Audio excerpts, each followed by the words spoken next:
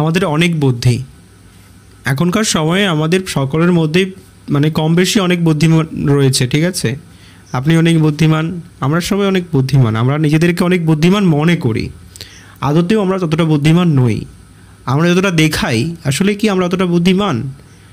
যতটা ক্ষমতাবান আমরা দেখাই অতটা ক্ষমতা কি আমাদের মধ্যে রয়েছে? আমরা ম্যাক্সিমাম মানুষেরাই কিন্তু নিজেদেরকে সবার সামনে বুদ্ধিমান, শক্তিমান এবং সবথেকে উঁচুতে রাখতে চাই। তাই জন্য আমরা ম্যাক্সিমাম কাজগুলো আমাদের জীবনে নিজেদের বুদ্ধি এবং জ্ঞান, নিজেদের সমস্ত শিক্ষা, সমস্ত কিছু দিয়ে করতে চেষ্টা করি এবং তার ম্যাক্সিমাম সময় আমরা ফেলিওর হয়ে যাই। অনেক সময় সাকসেসফুল হয়ে, অনেক সময় ফেলিওর হয়ে যাই, কিন্তু ম্যাক্সিমামটাই যখন আমরা পুরোপুরিভাবে নিজের বুদ্ধির উপর ডিপেন্ড হয়ে পড়ি এবং মনে করি যে আমরা অনেক বুদ্ধিমান, আমাদের কাছে যথেষ্ট বুদ্ধি এবং জ্ঞান রয়েছে, তখন কিন্তু সবথেকে বড় ব্যাঘাতটা ঘটে। বাইবেল বলে যে বন্ধু, যদি আপনি ঈশ্বরে বিশ্বাস রাখেন এবং ঈশ্বরে বিশ্বাস রাখার পরেও আপনি সমস্ত কাজ নিজের বুদ্ধি এবং জ্ঞান দ্বারা করেন, তখন আপনার অধঃপতন হবেই হবে। বাইবেল বলছে যে আপনি ঈশ্বরে বিশ্বাস করেন, ঈশ্বর আপনার পাপ ক্ষমা করলো, কিন্তু আপনি সমস্ত কাজ করেন নিজস্ব জ্ঞান এবং বুদ্ধি দ্বারা। আপনি কারোর সাথে কথা বলছেন, আপনি কোনো কাজ করছেন, আপনি যেখানে যাচ্ছেন, যা কিছু করছেন, সমস্ত কাজ এবং সমস্ত কিছুতে আপনি নিজস্ব বুদ্ধি এবং জ্ঞানের ব্যবহার করে সমস্ত কাজ। ভিডিওটা সেভ করবেন না, শেষ অবধি দেখবেন। ভিডিওর শেষে আপনারা জানতে পারবেন যে আমাদের ঈশ্বরের উপর বিশ্বাস করা কতটা প্রয়োজন। আজকে যে বিষয় রয়েছে, আমরা কিভাবে বিশ্বাস দ্বারা ঈশ্বরের সাথে যুক্ত থাকতে পারবো। আমরা এই পৃথিবীতে যে রয়েছি, মানব সভ্যতা এবং মানব সমাজ, যাদেরকে ঈশ্বর সৃষ্টি করেছেন, আমরা বিশ্বাস করি এবং আমরা জানি, বিশ্বাস দ্বারা আমরা জানতে পেরেছি যে ঈশ্বর যিনি স্বর্গে আছেন, তিনি আমাদেরকে সৃষ্টি করেছেন তার হাত দিয়ে, তার বুদ্ধি এবং তার জ্ঞান দিয়ে সে আমাদেরকে সৃষ্টি করেছে। আমাদেরকে জ্ঞান এবং বুদ্ধি এবং প্রজ্ঞা, ভালোবাসা সমস্ত কিছু তিনি আমাদেরকে দান করেছেন এবং তার আশীর্বাদের, তার দয়াতে আমরা এই পৃথিবীতে বেঁচে রয়েছি।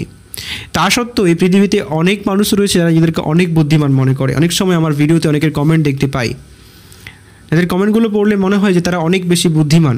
আমি তো অত বুদ্ধিমান নই, আমি সামান্য একজন বুদ্ধিমান মানুষ যার কাছে সামান্য একটা বই রয়েছে এবং এই সামান্য পুস্তকটাই আমার কাছে সবথেকে বেশি ক্ষমতাবান পুস্তক মনে হয়। আর যেই পুস্তকের কয়েকটা লাইন আমি জানি, কয়েকটা বাক্য আমি পড়েছি বা শিখেছি, তাছাড়া কিছুই নয়, আমি নস্যি মাত্র। কিন্তু আমি মনে করি যে আমার মধ্যে যথেষ্ট বুদ্ধি এবং জ্ঞান নেই, আমার ঈশ্বরের প্রয়োজন রয়েছে। কিন্তু আমি বলতে চাই আমার অনেক ভাই ও বোনেরা যারা ভিডিওটা দেখছেন, যদি আপনি মনে করে থাকেন এবং যদি আপনি আপনার জীবনে নিজস্ব জ্ঞান এবং বুদ্ধি দিয়ে সমস্ত কিছু করতে চান, আপনি সবথেকে বড় ভুল করছেন। বাইবেল বলছে যে আপনার সবথেকে বড় ক্ষতি হয়ে যেতে পারে। বাইবেল বলছে যদি আপনার প্রত্যেকটা কাজের মধ্যে আপনি ঈশ্বরকে ভুলে গিয়ে ঈশ্বরের কাছে প্রার্থনা না করে সমস্ত কাজে নিজের থেকে এগিয়ে যান, আগবাড়ি করতে যান, তখন হতে পারে যে আপনি একটা বড় বিপদের মধ্যে পড়তে পারেন।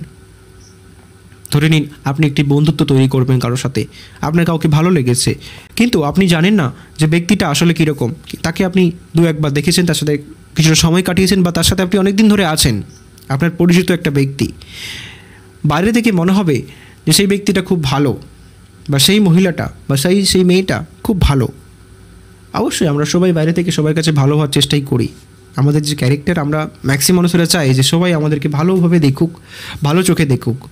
আমরা লুকিয়ে রাখি আমাদের ভেতরে অভ্যন্তরীণে কী লুকিয়ে রয়েছে। যেমন আমি আপনাদের কাছে সুন্দর সুন্দর বাক্য প্রেজেন্ট করছি, আপনি কি জানেন আমার মধ্যে কী রয়েছে, আমার মনটা কীরকম, আমার ক্যারেক্টার চরিত্র কীরকম? অবশ্যই আপনি জানেন না। বাইরে থেকে মনে হবে যেন হ্যাঁ আমাদের বন্ধু, আমাদের ভাই, আমাদের শঙ্খদীপ ভাই হয়তো অনেক খুব ভালো চরিত্রের একটা মানুষ, নিষ্পাপ। না, আমি নিষ্পাপ নই, ভালো চরিত্রের নই, আমি একজন পাপী, আমি একজন মহাপাপী। আমার মধ্যে অনেক পাপ রয়েছে, আমি অনেক ভুল করেছি আমার জীবনে, আমার চরিত্রের মধ্যে অনেক খুঁত রয়েছে। কিন্তু আজ আমি তা আপনাদের স্বীকার করলাম, ঈশ্বরের সামনেও স্বীকার করি এবং আমি তার জন্য অনেক লজ্জিত এবং আমি চাই ঈশ্বর আমাকে ক্ষমা করুক এবং পরিবর্তন করুক। আমিও পরিপূর্ণ নই, কিন্তু আমরা অনেকেই এই ভুলটাই করে থাকি। যখন আমরা কারোর সাথে বন্ধুত্ব তৈরি করি বা নতুন কোনো কাজের সঙ্গে যুক্ত হতে যাই বা নতুন কিছু করতে যাই বা কোনো কিছুই করতে যাই, আমরা ভুলে যাই ঈশ্বরকে, আমরা ভুলে যাই যে আমাদেরকে সৃষ্টি করেছে এবং যে পৃথিবীর সমস্ত কিছুর স্রষ্টা, আমরা তাকে ভুলে যাই। বাইবেল বলে আমরা তাকে ভুলে গিয়ে কোনো কাজ করতে গেলেই সেই কাজে আমরা ফেলিওর হবই হব। বাইবেল বলছে যে you can do nothing without me. যদি আপনি ঈশ্বরে বিশ্বাস করেন, আপনি কোনো কিছুই তাকে ছাড়া করতে পারেন না। যদি করেন, সেই কাজে আপনি ফেলিওর হবেন। বিকজ ধরুন আপনি সেই বন্ধুত্ব তৈরি করলেন একজন ব্যক্তির সাথে, প্রথম 1 বছর বা প্রথম কয়েক মাস তার সাথে খুব সুন্দরভাবে বন্ধুত্ব চলছে, সে আপনাকে খুব রেসপেক্ট দেখায়, আপনার সাথে সময় কাটায়, আপনাকে সাহায্য করে, আপনাকে অনেক রকম সহানুভূতি দেখায়, আপনার দুর্দিনে আপনার পাশে দাঁড়ায়। কিন্তু হঠাৎ করেই একটা এমন সময় এলো, সেই বন্ধু বদলে গেল, তার চরিত্র বদলে গেল এবং সে এক ভয়ঙ্কর স্বার্থপর মানুষে পরিণত হলো। তখন আপনি অবাক হয়ে গেলেন, এ তো আমার বন্ধু ছিল না, কীভাবে এই চরিত্র হয়ে গেল? এইখানেই হয় সবথেকে বড় টুইস্ট। তাই জন্য ঈশ্বর বলেন যে আমরা নিজেরা কিছু জানি না, আমাদের উচিত আমাদের প্রভু ঈশ্বর যিশুর ওপর বিশ্বাস রাখা, যাতে তিনি আমাদেরকে সমস্ত কাজে সাহায্য করেন, তিনি আমাদেরকে রাস্তা দেখিয়ে দেন, তিনি আমাদেরকে পথ দেখিয়ে দেন যে আমরা কার সাথে বন্ধুত্ব করব, কার সাথে থাকবো, কোন জায়গায় যাব, কোন কথা বলবো, কীভাবে কাজ করব।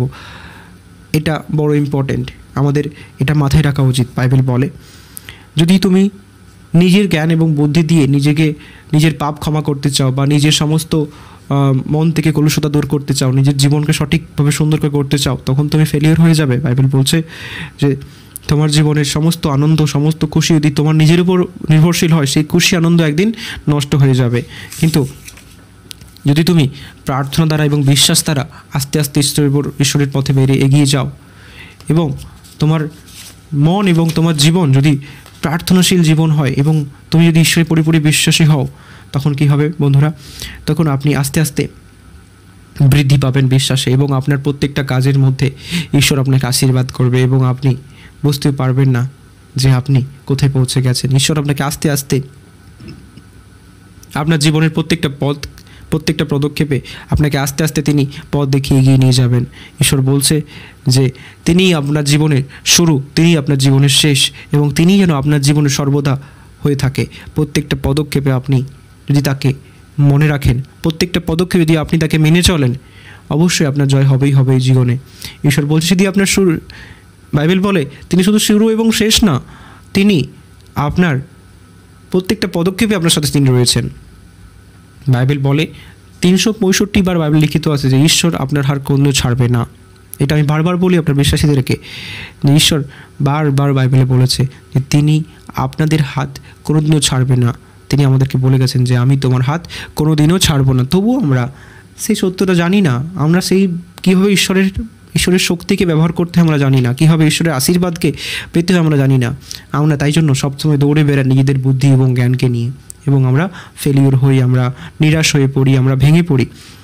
তাই জন্য এখানে আমাদের উচিত প্রতিদিন প্রার্থনা দ্বারা ঈশ্বরকে জিজ্ঞাসা করা, ঈশ্বরের কাছে প্রশ্ন করা, পবিত্রত্বের কাছে প্রশ্ন করা যে আপনার জীবনের সঠিক উপায় কোনটা, কোন রাস্তায় আপনার চলা উচিত, কোনটা করা উচিত।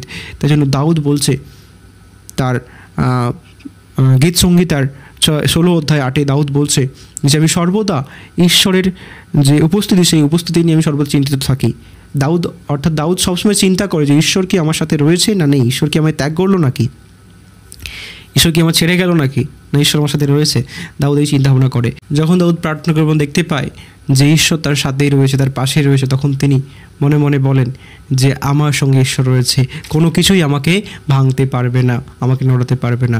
আপনিও আজ থেকে বলুন যে আপনার সাথে ঈশ্বর রয়েছে, কোনো শক্তি, কোনো ক্ষমতায় আপনাকে নড়াতে পারবে না, কোনো শয়তান আপনার ক্ষতি করতে পারবে না। যেন এইটা আপনার এখন থেকে মহামন্ত্র হয়। ঈশ্বর আপনাকে আশীর্বাদ করুক। সর্বদা ঈশ্বরের অনুসরণ করুন এবং প্রত্যেকটা পদক্ষেপে ঈশ্বরকে ডাকুন। দেখুন আপনি জয়ী হবেন এই জীবনে। ঈশ্বর আপনাকে ভালোবাসে। যদি ভিডিওটা ভালো লেগে থাকে বন্ধুরা, অবশ্যই লাইক করবেন এবং কমেন্টে জানাবেন যে আপনি প্রত্যেকটা কাজের মধ্যে ঈশ্বরকে অনুসরণ করতে চান না। দেখা হচ্ছে পরের ভিডিওতে। ভালো থাকবেন সবাই। আমেন।